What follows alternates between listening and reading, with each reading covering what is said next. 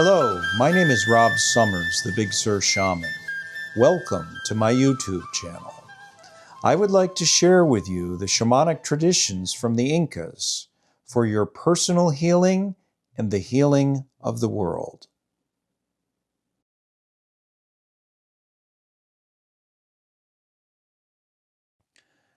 Hello, my name is Rob Summers, and I'm the Big Sur Shaman. Today I'd like to talk to you about a shaman's mesa. The shaman's mesa is a folded cloth container that holds the power objects of a shaman. The stones, the crystals, all of the things that connect him to the powers of land and spirit, or her. It's an animistic map of consciousness. Shamans say that we are our mesas.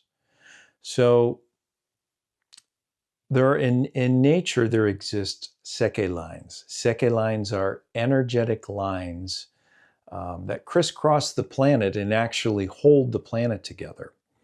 Shamans create seke lines, energetic lines, to the powers of nature and spirit that they're connected to through these kuyas. Kuyas are, we don't really find our kuyas. Kuyas find us. Sometimes they're given to us in ceremonies. Sometimes they're given to us in rites of passages. But each one of these stones here is connected to a power of nature through a seke line. And this is where the true power of a shaman comes from. So when a shaman does a healing, the shaman does his best to step outside the door and really become totally personable, but totally non-personal. We don't want the static of our individual self to interrupt the healing process.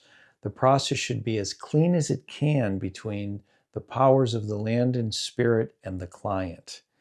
So shamans do ritual and ceremony to make sure that they step outside the door.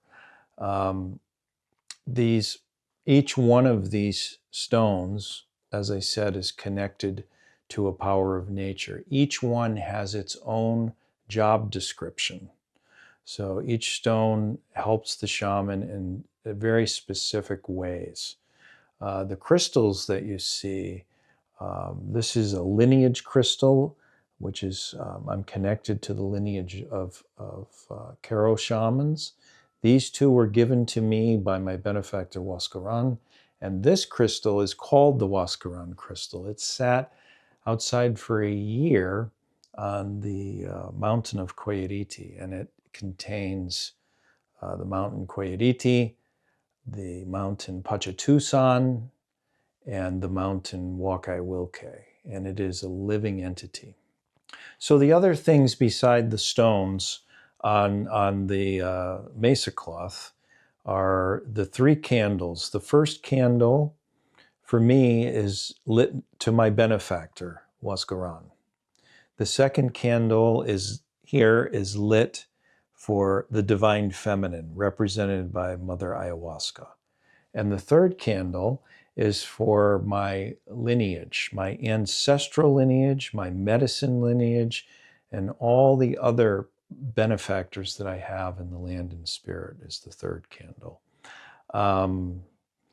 This is spirit water. Spirit water opens and freezes the energetic spinning centers, which are much like chakras.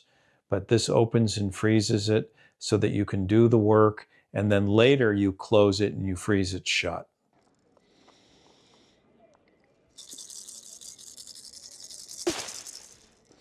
To the winds of the west, mother, sister, jaguar, Otorongo, Chokachinchay, luminous feline, divine feminine, you who have crossed the rainbow bridge and seen the birth, the rise, the fulfillment of galaxies, thank you, thank you, thank you for protecting this medicine space.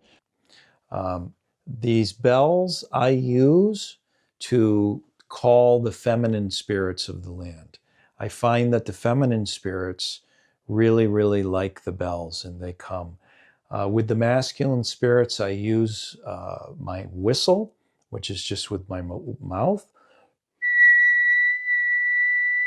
and my rattles. So this rattle I use to unscrew those chakras, those centers of exchange, much like the Hindu tradition. The shamans in Peru see those 7 chakras, those energetic things, and that's how we heal people, going through those energetic chakras, because they are directly linked to our spirit. Pachamama Muchanapi.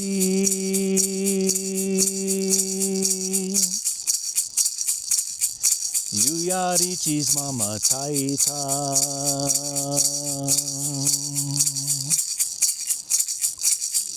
Wasichista Hayuchista.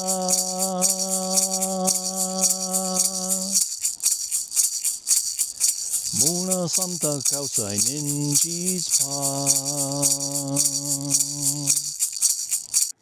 And then this rattle I use for tracking. So this is a rattle from the Dine, from the Navajo people, and I use this rattle for tracking. This is an excellent tracking rattle. This rattle was given to me by my teacher, Jose Luis Herrera, and this is a rattle that came from the Amazon, and this is a very cherished possession of mine.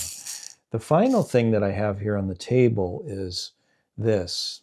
This is a dorje, or a purba. This is from Tibet, and I use this to cut cords. Sometimes people have cords connected to them from people who have died, from people that have been divorced, from people that are actually doing black magic on them, and also from non-human entities. And shamans can track that and literally see those cords, and there's a ceremony to cut those cords to free that energy up. And I use this, which is not Incan, but this is Tibetan, and this has always worked for me. So that's the explanation of what's here on the Mesa. So how shamans actually heal is we step into our medicine bodies. A medicine body is the combination of our personal power, the power that we've accumulated personally, and the powers of land and spirit that we're connected to through our mesas. So what we do is we set our individual self outside the door. We connect to the powers of nature, the powers of spirit, and we don our medicine body. And from that, from the medicine body, is the way that shamans heal. These kuyas come and go.